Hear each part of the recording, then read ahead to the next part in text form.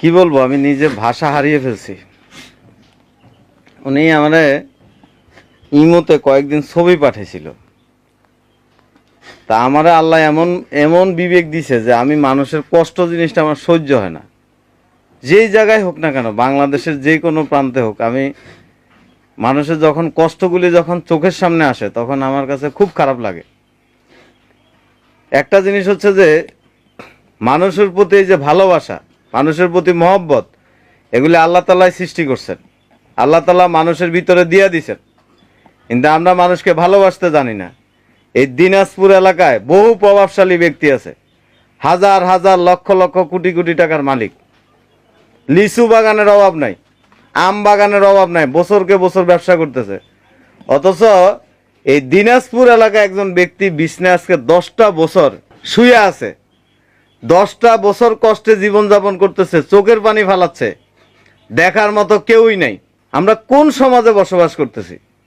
কি হবে এইসব সম্পদ দিয়ে? কি হবে আপনার রাজত্ব দিয়ে? কি হবে আপনার ক্ষমতা দিয়ে? কিছুই হবে না। সম্পদ আমরা জমায়ে রাখতেছি, সম্পদ আপনাকে মুক্তি দিতে পারবে না, হাসরের ময়দানে জান্নাতে নিতে পারবে না। জান্নাতে যাওয়ার জন্য আপনার দরকার হচ্ছে যে আপনার ঈমান, আপনার আমল, আপনার ভালোবাসা।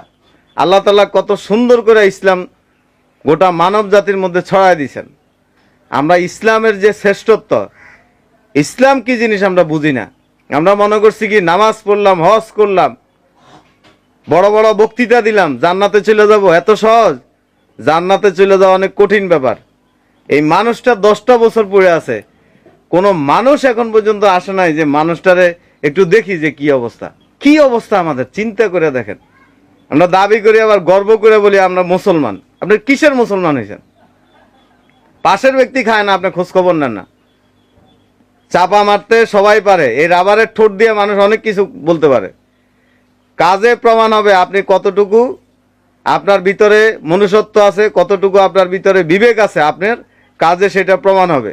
আমার বিবেকের কাছে আমি আটকায় গেছি যে মানুষটারে যদি আমি দেখতে না আসি তাহলে তো আমি আল্লাহর কাছে ঠেকা থাকবো, আল্লাহর কাছে ধরা খায়া যাব। কি হবে এটা দিয়ে? টাকা দিয়ে আপনি কখনো ভালোবাসা কিনতে পারবেন না। টাকা দিয়ে আপনি গোটা পৃথিবী কিনতে পারবেন, কিন্তু মানুষের মন, মানুষের আন্তরিকতা, মানুষকে দেখাশোনা করা আপনি কোনোদিন করতে পারবেন না যদি আপনার ভিতরে যদি ভালোবাসা না থাকে। কোথায় বসবাস করছি? এই যে ভাইটাকে দেখছেন, যারা আমার ভিডিও দেখেন, প্রবাসে আছেন, বাংলাদেশে অনেক মানুষ আছেন আমার ভিডিও দেখেন, আপনারা যথেষ্ট আন্তরিক। আপনাদের কাছে কোনো দাবি যখন জানায় আপনারা সাথে সাথে হাত বাড়ায় দেন। আপনাদের কাছে আমার অনুরোধ থাকবে, এই ভাইটা অন্তত চোখের পানি মুছা যেন ডাল ভাত খায়া দুনিয়ার থেকে যেন বিদায় হইতে পারে। ভাই ধরা খায়া যাবেন, ধরা খায়া যাবেন। আপনি মনে করছেন যে আমি তো এই দুনিয়ার অনেক কিছু, অনেক শক্তিশালী একজন ব্যক্তি, আমারে কেডা কি করবে? আপনি ধরা খায়া যাবেন হাসরের ময়দানে, আপনি পালাইতে পারবেন না। আপনার সম্পদ আপনাকে মুক্তি দিতে পারবে না, আপনার সম্পদ আপনাকে নাজাত দিতে পারবে না। যারা দিনাজপুরের বাসিন্দা আছেন, যারা ব্যবসায়ী ভাই বোন আছেন, যারা শিল্পপতি আছেন, আপনারাও আন্তরিক, এটা আমি বিশ্বাস করি।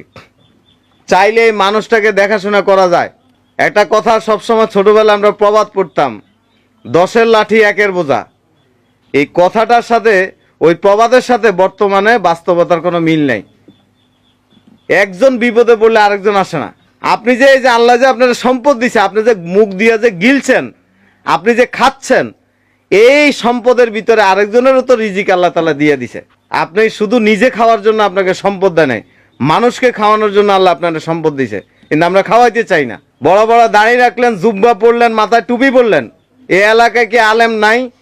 এই এলাকায় কি ইমাম নাই, হুজুর নাই, প্রভাবশালী ব্যক্তি নেই? বহু মানুষ আছে, দেখতে আসি না। কি হবে আপনার ইমামতি দিয়ে? কি হবে আপনি একজন আলেম হইয়া? কি হবে আপনি মাদ্রাসায় পড়াশোনা করে? আপনি পিএইচডি ডিগ্রি অর্জন করলেন, আপনি ভার্সিটিতে পড়াশোনা করলেন, আপনি অনেক বড় একজন অফিসার, স্যুট প্যান্ট পরে আপনি রাস্তায় চলাফেরা করেন। কি দাম আপনার? কোনো দাম নাই। চোখের সামনে যদি মানুষ চিকিৎসার অভাবে দুনিয়ার থেকে বিদায় হয়, এর থেকে লজ্জা আর কি থাকতে পারে আমাদের ভিতরে? আমাদের তো লজ্জাই নাই, মনুষ্যত্বই নষ্ট হয়ে গেছে আমাদের। মানুষকে ভালোবাসতে শিখুন, আল্লাহ রাসূলের সাহাবীরা কতটা আন্তরিক ছিলেন, আমরা তো সেগুলি ফলোই করি না। পুরা পৃথিবীর দিকে লক্ষ্য করেন, বাংলাদেশের চতুর্দিকে লক্ষ্য করেন, হাজার হাজার কোটি টাকার সম্পদ আল্লাহ তাআলা মানুষের দান করে দিছে। মানুষে খাওয়াইতে চায় না। কত মানুষ আছে এরকম সমাজের ভিতরে খুব কষ্টে জীবনযাপন করে, এমনও মানুষ আছে না খায়া থাকে, আমরা দেখেও না দেখার মতো করে থাকি। এখন আপনি